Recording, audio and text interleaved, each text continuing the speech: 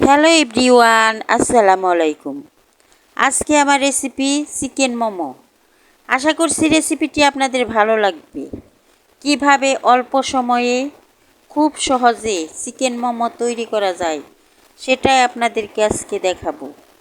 যদি আমার রেসিপিটি আপনাদের ভালো লাগে তাহলে একটা লাইক দিয়ে সাবস্ক্রাইব করে আমার পাশে থাকবেন আরও নতুন নতুন ভিডিও পাওয়ার জন্য। তাহলে শুরু করি। এখানে একটা বাটিতে আমি 1.5 কাপ ময়দা নিয়ে নিলাম। ময়দা নেওয়ার পর আমি আধা চামচ লবণ দিয়ে দিলাম।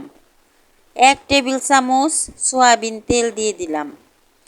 তেলটা দেওয়ার পর হাত দিয়ে তেলটা ময়দার সাথে আমি মিশিয়ে নিলাম। এখন আগে থেকেই পানি গরম করে রেখেছি। পানিটা হালকা গরম করেছি। এখন পানিটা ময়দার মধ্যে অল্প অল্প দিয়ে আমি একটা ডো তৈরি করে নেব। পানিটা আমি অল্প অল্প করে দিয়ে একটা ডো তৈরি করে নিতেছি।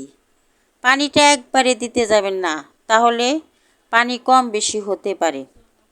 আমি অল্প অল্প পানি দিয়ে হাত দিয়ে ভালো করে মধ্যে ডোটা তৈরি করতেছি। ডোটা আমার তৈরি প্রায় হয়ে গেছে। দেখেন কেমন হয়েছে ডোটা তৈরি করা। খুব একটা নরমও না, খুব একটা শক্তও না। এইরকমভাবে ডোটা তৈরি করতে হবে। এখন ঢাকনা দিয়ে ঢেকে আধা ঘন্টার জন্য আমি রেখে দিলাম। মাংসের কিমা করে রেখেছি তা নিয়ে নিলাম। এর মধ্যে পেঁয়াজ কুচি দিয়ে দিলাম। পেঁয়াজটা আরেকটু দিতে হবে। এখানে আরেকটু পেঁয়াজ, কাঁচামরিচ আর ধনিয়া পাতা নিলাম। সবগুলা উপকরণই আমি এই মাংসের সাথে দিয়ে দিলাম। মাংসের সাথে সবগুলো উপকরণ দেওয়ার পর এর মধ্যে আমি আধা চামচ কালো গোলমরিচের গুঁড়া দিলাম। আধা চামচ লবণ দিয়ে দিলাম। 1 টেবিল চামচ সয়া সস দিয়ে দিলাম। 2 টেবিল চামচ সয়াবিন তেল আমি গরম করে নিয়েছি, মানে বলক উঠিয়ে নিয়েছি, তা আমি এর মধ্যে দিয়ে দিলাম। গরম করে তেলটা দিলে সুন্দর একটা ফ্লেভার আসে, ওই কারণে তেলটা দিতে হবে। আমি এখানে আদা রসুন 1 চামচ ব্যবহার করেছি, কিন্তু দেখানো হয় নাই। এখন যে ডোটা আমি তৈরি করে রেখেছি তা আমি নিয়ে নিলাম। এখন ডোটাকে আবারও হাত দিয়ে ভালো করে মধ্যে এখন একটা ফিরি নিয়ে নিলাম। ফিরার মধ্যে ডোটা নিয়ে ভালো করে হাত দিয়ে একটা লম্বাটে আকৃতি করে নিলাম। এখন এর মধ্যে থেকে অল্প অল্প ডো নিয়ে হাত দিয়ে গোল করে কয়েকটা বলের মতো বানিয়ে নিলাম। দেখেন কিভাবে আমি গোল করে নিতেছি। সবগুলা আমার বানানো হয়ে গেছে। এখন এই থেকে আমি একটা নিয়ে নিলাম। নিয়ে নেওয়ার পর হাত দিয়ে ভালো করে আবারও ডলে ডলে মধ্যে আমি একটা রুটি বেলে নিব। এখন আমি ভালো করে মধ্যে নিলাম। অল্প একটু শুকনা ময়দা নিয়ে নিলাম যাতে রুটিটা বেলতে সহজ হয়। আমি এখন বেলনা দিয়ে রুটিটা বেলে নিব। রুটিটা খুব একটা বড় হবে না, খুব একটা ছোটও হবে না।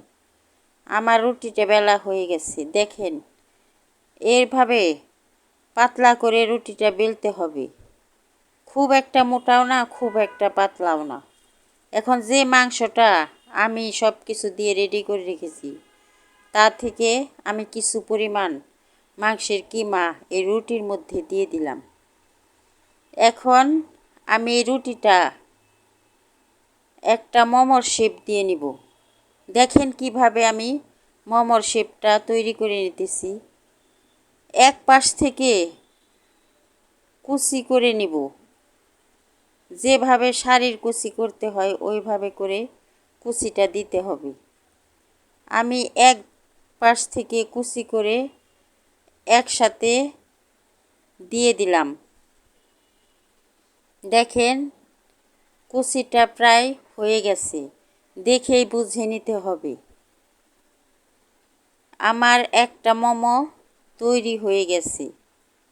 দেখেন মোমোটা কতটা সুন্দর হয়েছে। আমি মুখটা একটু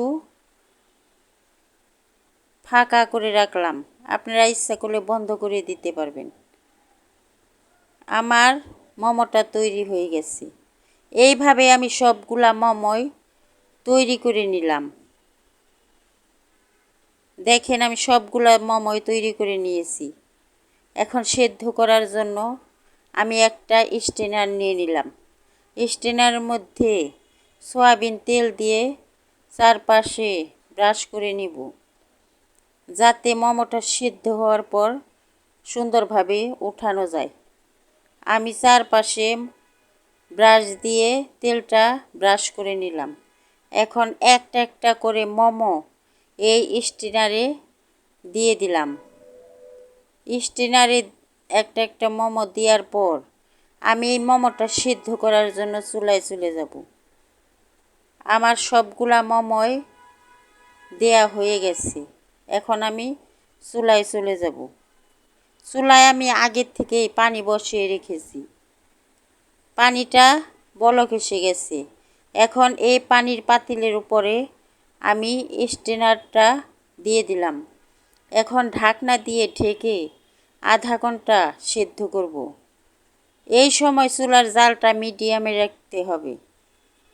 আধা ঘন্টা হওয়ার পর আমি মোমোটা তুলে নিব। দেখেন মোমোটা কতটা সুন্দর হয়েছে।